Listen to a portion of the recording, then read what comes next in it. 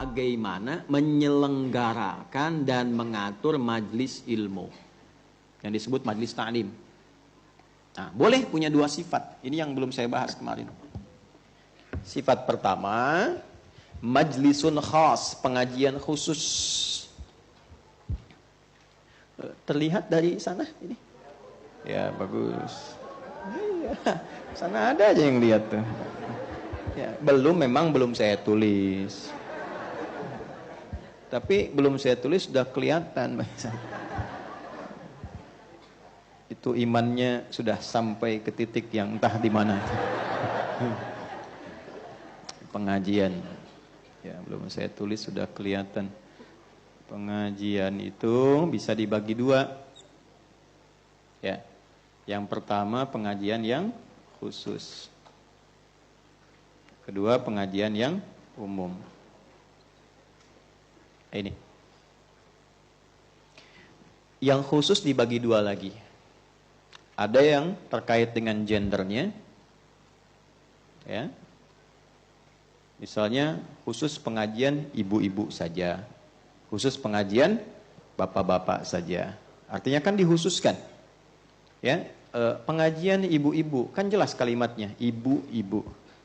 Nah, kalau sudah tahu khusus dan memang hanya untuk ibu-ibu, bapak nggak usah maksa. Ya, sekalipun pematerinya bagus kan, apalagi nyamar pakai cadar dan sebagainya kan, begitu dibuka kumisan kan masalah tuh. Nah, ini pelanggaran. Nanti saya detilkan. Yang kedua, ada memang secara tema dan kondisinya ini khusus. Ya. Misal kondisi di instansi tertentu untuk pembekalan tertentu. Tadi saya sampaikan sifat di militer, misalnya pembekalan, ada pasukan khusus, atau armed, kavaleri, macam-macam, infanteri, khusus pengajian. Atau di udara ada skuadron misalnya 17, 14, macam-macam. Pengajian di situ. Nah, tidak menjadi adab yang baik ketika Anda maksa. Ini kan untuk mengenal Allah, masa dibatasi? Gitu. Ini dikhususkan situasinya beda, kondisinya tidak sama. Atau misalnya di perusahaan tertentu ingin ada pembekalan keislaman, jadi terbatas, bukan ingin eksklusif, tapi kondisinya memang terbatas. Paham sampai sini? Baik. Nah, yang khusus terkait gender ini sampai diatur, Bu. Misal, kalau kita ngaji beberapa hadis-hadis termasuk di Al-Bukhari, topik ketiga itu ada namanya Kitabul Ilmi. Jadi di Al-Bukhari itu ada 97 topik. Terus dijadikan sangat sistematis terkurikulum. Ada subtopiknya lagi, diurutkan satu-satu. Itu sampai diukur gini, Bu. Dari harinya, dari orangnya, tempat sampai materinya. Misal, ini ibu-ibu nih.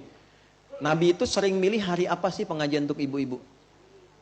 Ya, ada beberapa yang konsultasi pada Nabi, ya Rasulullah, laki-laki enak benar. Dapat pengajian tentang hadis, dapat arahan tentang ini. Kami bagaimana perempuan? Nabi menyebut, ya udah kumpul di hari ini di tempatnya si fulanah. Itu tempat tuh sampai dirinci. Sampai ke detilnya. Nah, jadi ibu pun boleh tukeran tempat di sini, tapi dilihat dulu yang punya rumah, dia sedang gelisah enggak? Sedang punya masalah enggak? Sedang nyaman enggak? Jangan sampai sudah ada beban, walaupun kebagian ketempatan, tapi sedang punya beban. Jangan dibebani lagi. Tapi dibuat dengan konsep yang lain. Dia sampai sebegitunya. Sampai nanti Nabi melihat situasinya. Oh, si fulanah lagi begini. Itu sampai Nabi katakan, ya ada seseorang yang punya anak dan dia kelelahan merawat anaknya itu. Sampai Nabi langsung komen, ya seorang perempuan, seorang istri yang memiliki 3 orang anak. Si ibu itu punya 3 anak. Lalu mengatakan, Nabi lanjutkan, ya anak itu dididik dengan baik, bahasa tafsirnya demikian, maka anak itu akan menjadi hijab bagi ibu itu di akhirat kelak dari ancaman neraka. Lalu seorang ibu tanya lagi, ya Rasulullah, kalau 2 gimana? Karena anak ibu ini 2. Ya. Maka Nabi langsung jawab 3 kali, isnaini, isnaini, isnaini. Yang 2 juga, yang 2 juga, yang 2 juga. Maksudnya kalau benar merawatnya, didekatkan sama Allah, dikenalkan sama Allah, itu investasi tinggi, Bu. Allah itu nilai, begitu di hari kiamat dihisab. Anak-anak itu menjadi hijab dari neraka tuh. Ya, dan dia nanti akan menggandeng tuh. Nanti menggandeng itu di Quran surat 13 ayat 23 sampai 24. Jannatu adnin yadkhulunaha wa man salaha min abaihim wa azwajihim wa dzurriyyatihim wal malaikatu yadkhuluna 'alaihim min kulli bab salamun 'alaikum bima sabartum fa ni'ma uqbad dar. Ada anak-anak yang dididik oleh orang tuanya dengan baik, masuk surga, amal soleh, itu diminta oleh Allah gandeng tangan bapak ibumu. Ajak ke surga. Terus saudara-saudaramu, adik-adikmu, sampai ke bawahnya. Lalu diperintahkan malaikat berbaris di setiap pintu surga, ucapkan selamat kepada rombongan keluarga ini. Malaikat mengatakan, salamun alaikum, catat ini ya, bima sabartum. Selamat ya bu, selamat pak, karena anda sabar menjalani itu saat di dunia. Sabar. Itu kalimat mahal. Temanya pun diatur. Jadi sampai sebegininya gitu, dalam Islam tuh sampai sebegitu. Jadi ibu tuh kalau bikin pengajian, gak usah tinggi-tinggi. Bahas pengajian, dibahas fikih jihad. Ya, bahas tentang peningkatan ekonomi.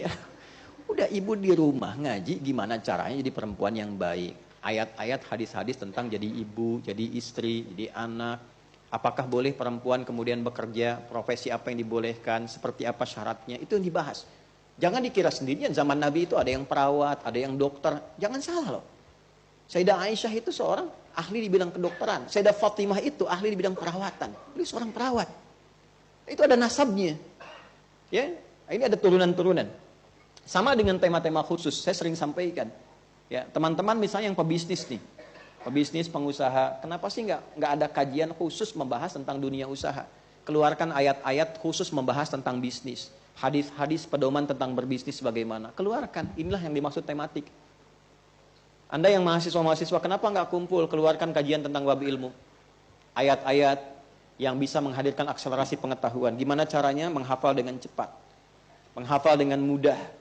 Bagaimana caranya menghimpun ilmu yang berkah. Menguasai berbagai bidang pengetahuan. Dulu orang Islam, itu hampir tidak ada yang menguasai 1-2 bidang. Rata-rata paling sedikit 5 bidang.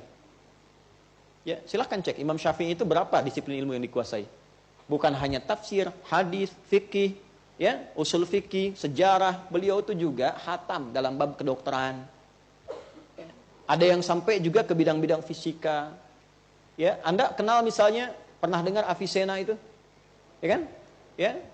Pernah dengar Al-Kindi, Al-Farabi, ya kan? Al-Ghazali dan turunan-turunannya. Itu bukan 1-2 bidang ilmu. Siapa dokter yang paling terkenal dalam dunia Islam? Ibnu Sina, nama baratnya Avicenna.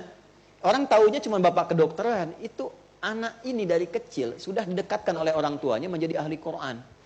Itu ahli Quran, hafal Quran 30 juz. Dan orang tua kita dulu yang disebut pahlawan-pahlawan nasional itu manhaj. Metodologi cara mengajinya diikuti seperti itu. Pernah dengar Kiai Haji Agus Salim? Bukan hanya diplomat kan, yang sangat unggul, sangat ulung, hafal, menguasai banyak ragam bahasa, sangat luar biasa dalam diplomasinya, tapi kenapa tidak pernah diviralkan bahwa beliau itu seorang kiai yang hafal Quran dan tafsirnya? Dulu lengkap. Ya, maka silahkan yang belajar nih sekarang. Gak apa-apa Anda belajar agama tafsir, tapi kuasai bahasa juga. Bahasa Inggris kuasai. Ya, belajar bahasa yang sekarang berkembang apa? Cina, belajar bahasa Mandarin. Belajar bahasa Rusia. Belajar, tingkatkan, buka gerbang pengetahuan. Ibnu Abbas itu belajar bahasa Persia 3 hari.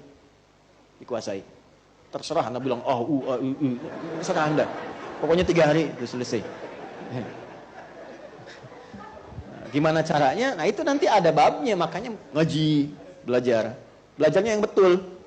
Ya, saya bicara begini karena ketika dicoba baru dapat sedikit tuh rasanya beda gitu. Rasanya beda. Oh, ini loh rasanya enak banget. Ya. Nah, ini poin yang mau saya sampaikan, ini pengajian khusus. Nah, yang umum ini seperti ini. Pengajian-pengajian umum, tabligh akbar dan sebagainya, itu sifatnya beda-beda. Ya. Nah, sifatnya bisa berbeda dan nanti yang sampainya pun bisa tidak sama. Kalau saya kan sifatnya saya mengatakan ngaji. Ya, saya sebetulnya tidak terlalu cocok yang tabligh akbar kayak show begitu, nggak terlalu ini. Ya, selain tidak terlalu cocok, mungkin tidak terlalu apa ya istilahnya, frekuensinya nggak terlalu pas. Kalau dengan saya senangnya ngaji begini. Ya, supaya ada kedalaman gitu ya. Kalau sifat tabligh akbar itu biasanya umum, yang sampai mungkin 1, 2, 3 pesan umum-umumnya. Orang datang, tahu, pulang lagi. Itu bagus, manfaatnya ada, cuma segmennya bisa beda-beda. Yang mau saya katakan, kalau Anda mau bikin pengajian, surat ini menjadi dasar bagi kita untuk meluruskan tujuan. Apa misi yang mau dicapai, targetnya apa. Jangan sampai bikin pengajian, baik di rumah ataupun tempat, tapi nggak jelas. Yang mau diraih apa, objeknya siapa, yang datang siapa, materi yang mau dibahas apa. Jadi usahakan buat satu kurikulum yang terukur, sehingga baik itu memulainya, menjalani sampai hasilnya bisa optimal didapatkan. Jelas sampai sini? Ya kan? Nah, inilah yang kemudian Nabi saat mengajar di kalangan khusus, tapi yang dibahas materinya materi standar umum tentang Allah, tentang mengenal Allah. Maka menjadi sifat umum kan? Ketika menjadi sifat umum, maka ditunjukkanlah dengan kedatangan Abdullah bin Abi Umi Maktum.